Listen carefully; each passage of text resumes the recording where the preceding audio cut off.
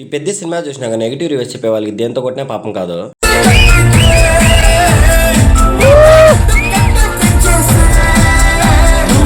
This is సలహాత్రిన్ అంటే ఈ రోజు అయితే నేను మా ఫ్రెండ్ రెహవర్ గారు అయితే పెద్ద సినిమాకి అయితే వచ్చేసాం. సినిమా అయితే ఏ మాత్రం బోర్ కొట్టకుండా అయితే ఉంది. ఒక ఆటకులి తన ప్రాణాన్ని పలంగా పెట్టి తన ఊరు గురించి పాటు పడేది ఈ సినిమా. ఎక్కడ కూడా బోర్ కొట్టకుండా అయితే ఉంది సినిమా. ఫస్ట్ హాఫ్ ఒక ఎత్తు అయితే సెకండ్ హాఫ్ ఇంకో ఎత్తు. ఈ సినిమా కోసం అయితే రామ్ చరణ్ అయితే ప్రాణం పెట్టేశాడంతే.